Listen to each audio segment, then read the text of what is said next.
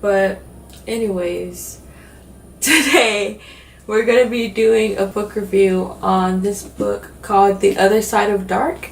Okay, and my kitty cat is being really affectionate right now and he won't go sit down, so I don't know how long he's gonna be over here for. But oh my gosh, Milo. Okay, go lay down. But The Other Side of the Dark is a book by Sarah Smith. And okay guys, just so that you guys know right now, this is my new top favorite book. Like, maybe not in general, because the Warriors, like Into the Wild, book one, the first Warriors book, will always be my favorite book of all time. But this is definitely gonna be up there in my top 10 favorite books. It was just a beautiful book. It was really, like, no other words can describe it but just beautiful and captivating, and the author did such a great job writing it, and everything about it is just wonderfully done, and I really give props to Sarah Smith. She is a great author, and because of how good this book is, I want to check out her other books. And I've already been on her website, to be honest, okay? Like, I love this book so much. I don't, he's like trying to grab the book from my hand. But oh my gosh, this book was just beautiful, and this is how it looks. So honestly, when I saw it, because I judge books by the cover, and if you have a good cover, I'm going to pick up your book like 8 times out of 10, you know? And if you have like a plain cover like this is something I could make in like Photoshop, you know? So like, I didn't think it was gonna be much whenever I picked it up. And it was like short. I know some people this isn't short, but to me it's only like 300 pages. It's not that long. So, and like this cover, so it was 2 things that I was like iffy about. But I was like, every time I go to the library now, I always pull out my phone and I go on Goodreads and I check out like the reviews. And it wasn't even reviewed that highly. I think it was like not even at 4 stars. But someone had said that it was a really good book. But anyways, like I don't know why I told you guys that. That's just weird, right?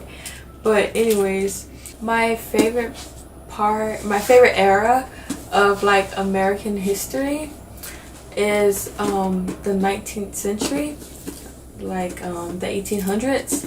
And there's like a variety of reasons. I think it's one of the most like complex centuries ever, with so many things going on and so many different feelings and people with beliefs.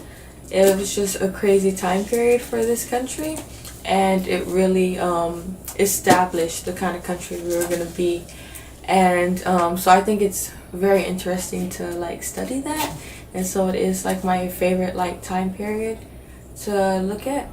But I love finding books that are written in that time period. So if you guys know of any books written in like, well, not written in the 19th century, because like I'm not gonna like try to like read that, but if it's like the setting is the 19th century, then hit me up in the comments and let me know, because that is my favorite time period, and I'll read any book that's like in that time period. Okay, so but anyways, so this book, it is set in modern times, but it's kind of parallel with the like 1800s, you know, with the events that are going on.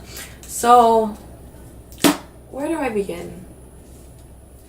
Okay, oh my gosh, I already know, because like in a very rare event, my sisters just let me go in there and tell them about this book, because it was so good I could not keep quiet. Because normally these last couple of books I've read, I'll just like make videos about them, and then I won't tell like my family anything, because I already told you guys, you know. I literally had to go in my sister's room and go and tell them about like how good this book was, okay? And I had to tell them like every detail, like the exact way it happened and everything that was going on in the book. So I was literally in there for like 25 minutes and they just let me talk it out. So I don't want to do that to you guys, because I do want to give you guys a chance to read the book and find out all this crazy stuff by yourself, just like I did. Like, it was a good mystery book. Honestly, I don't read a lot of mystery thriller books like that. I read a lot of supernatural fantasy books, and if it's a mystery, it's just like a magical mystery or something. It's never anything concrete, like real history, like realistic stuff, honestly. Like, none of the books I read are like realistic mysteries like this one was. So it was like a nice change of pace, and there's so much just detail and references to real historical like events that really made you feel like you were inside of the story, and it made the story feel so real and so captivating, like a whole world that you didn't want to leave, you know? That's the best part about a book, when it can make you feel like that, and this book made me feel like that, okay guys? It really did, okay? And it's so good. So I'm gonna give you guys a basic like plot summary, and that's it, okay? So I'm going to introduce the two characters. The two main characters is Law and Katie, okay? So Katie is a 15-year-old girl. She has lost both parents, both due to like tragic deaths, okay? So now she's being taken care of by her stepfather. And Katie can see ghosts, okay? So that's another reason why I picked it up. And I know, okay, you're like, I thought you said realistic thrillers. Like, it is realistic, okay? Like, this could really happen. Leave me alone, okay? Like, I can't help it. Like, I gotta have supernatural somewhere, okay? And at least, like, it's ghosts instead of, like, werewolves or something this time, okay? Because you might have a little book something. A little something about werewolves in, like, medieval times or something. I don't know. Two of my favorite things. But in this book, she can see ghosts, okay? And then Law, he's like 16 or 17 or whatever. He's older than her because he could drive. So he's got to be like 16, because I don't see, yeah. But anyways, it doesn't matter. Why do I care? Why am I trying to tell you guys this? Yeah, he's 16 years, 3 months, and 40. No, like, no, that's crazy. But I don't know, he's like 16 or something. And his dad is basically a pillar of the community. He's this black man who is interested in the history of like slavery and Reconstruction, and most importantly reparations. And reparations are just basically I'm saying this politically correct, just because when we were freed, we were just given our freedom. We weren't given land or money or a house or somewhere to go. We were literally just told, okay, you're free now. And you know, so because of that and Reconstruction and the events that happened during Reconstruction, there has been like generational poverty caused by not properly handling the situation of freedom and not making the proper reparations. That's basically what his father's life work is about. It's just about trying to get reparations and what we are owed, basically, for being put through slavery, you know, and being freed and given nothing but our freedom. But I don't want to get too deep into that, but that's basically like what his father's work about. And then his mother is she's a white lady, and she's an architect who's into gardening and stuff, okay? And Law, his father wants him to be just like him, a powerful speaker, like pillar of the community, you know, just like him. But Law doesn't, he feels like he's too like white to be black and too black to be white, you know? Like he feels caught in the middle of both worlds. And especially the world between his mother and his father live two separate lives in a way, and Law is caught in between them. And the main conflict in the story is there's a historical landmark named Pine Bank. It's a house that was owned by like the Perkins family in the story, and it burned down like 3 times or something, and like finally like whatever, like history, whatever happened, you know. But so basically the whole conflict is the city and Law's father want to demolish Pine Bank, but Law's mother and Law and some other members of the community want to save Pine Bank because like Frederick Law Olmsted had this whole great plan for it, and like all this stuff, you know. So that was the main conflict in the story, but like just all this other stuff was going on throughout the story, I'm telling you. So there's this great mystery at Pine Bank of treasure, and the treasure's been lost for a hundred of years, and no one's been able to find it basically, okay?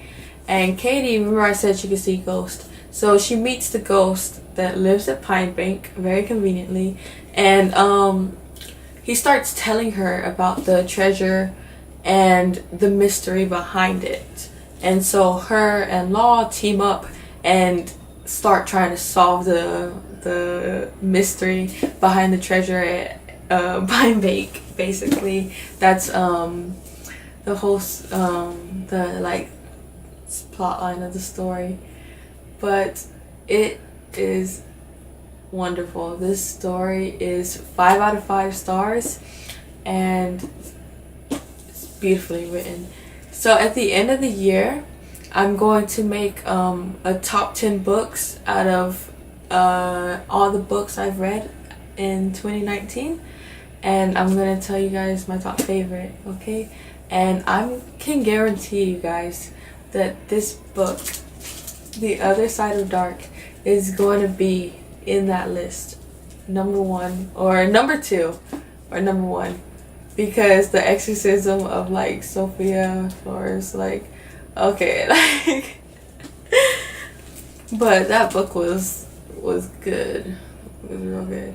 But anyways, this book is gonna be in there because it was so complex and so beautiful.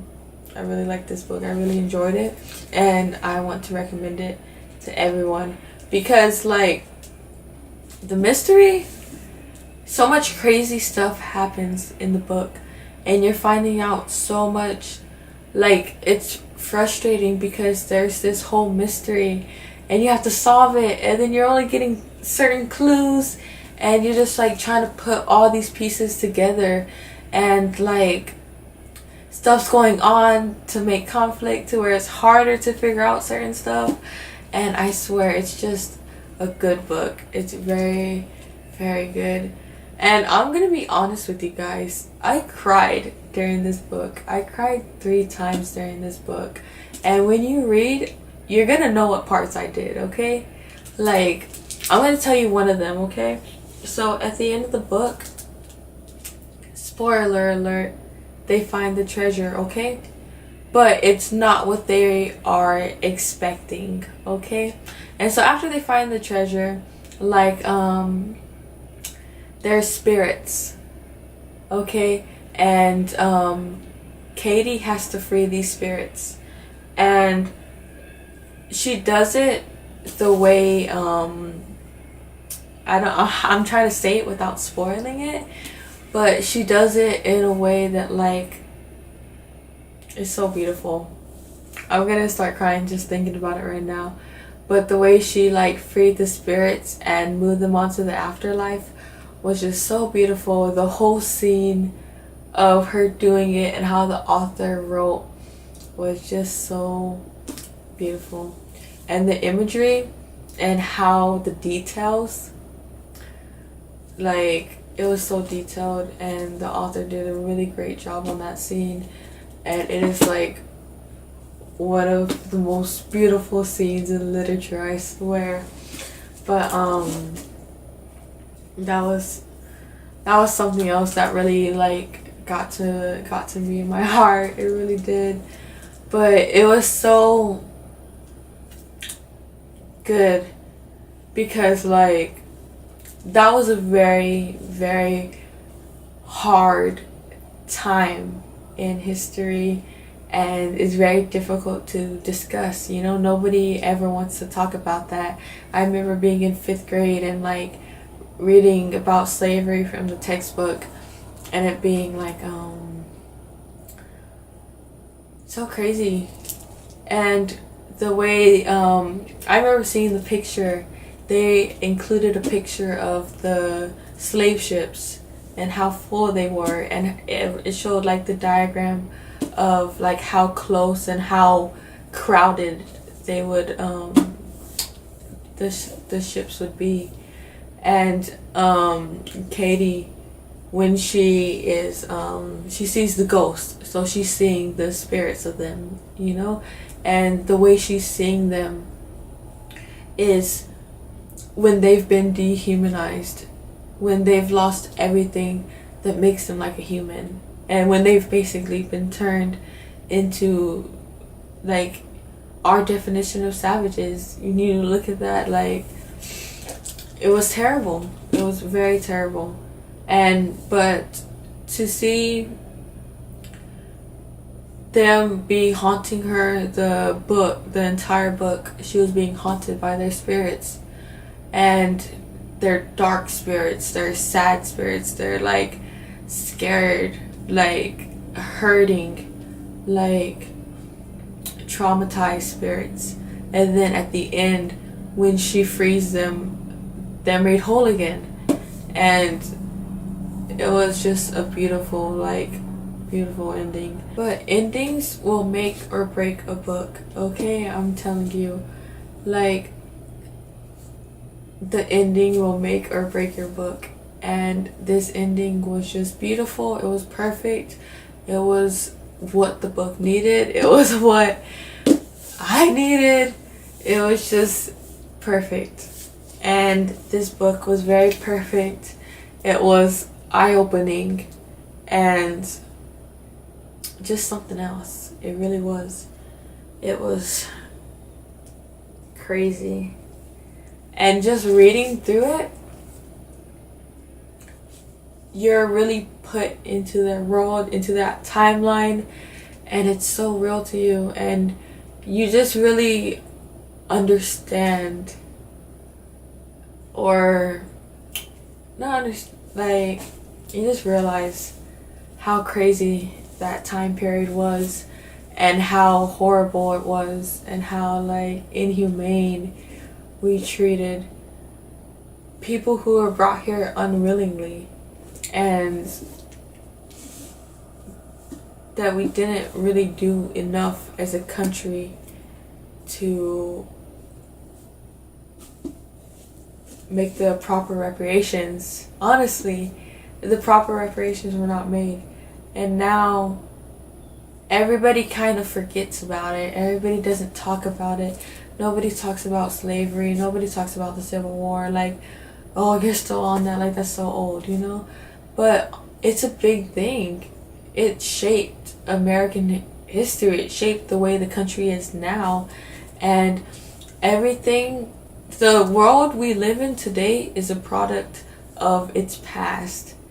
And these race relations is a product of that past, and how we weren't properly and how the situation wasn't dealt with properly, and how there's still like hostility between blacks and whites because of this very reason. And it was just terrible, and the effects of it continue to be felt today. And it's just crazy to think about, and it's crazy to think about the process of how that happened. But that's why I say like the 1800s were like a very complex time, and that's why I like reading about it, because it's crazy. It was very crazy. But to the people back then, I don't know how to explain it. But anyways, I'm gonna wrap this review up. I just want to repeat how good this book is. It's The Other Side of the Dark by Sarah Smith, and it's honestly the best book you're gonna read this year. I recommend it. Highly recommend it. 5 out of 5 stars. Like, go pick it up now. Honestly, go pick it up now. It will teach you something, honestly, and it's just a beautiful story. And I applaud Sarah Smith, and I appreciate the fact that she wrote this story, because it's beautiful. Honestly, no other words to describe it. But yeah, I'm gonna wrap this up now. But yes, okay. The Other Side of the Dark by Sarah Smith. 5 out of 5. Okay. But okay, all in all, thank you guys for staying tuned, watching our videos, and we're really excited because we have a lot of stuff planned, and I can't wait for you guys to see it all unfold. Okay, so here's to a good year, a good week, a good day, a good month, good everything, a good life. Okay, so have a good day, guys. Okay. Have a good day, you guys. See you later.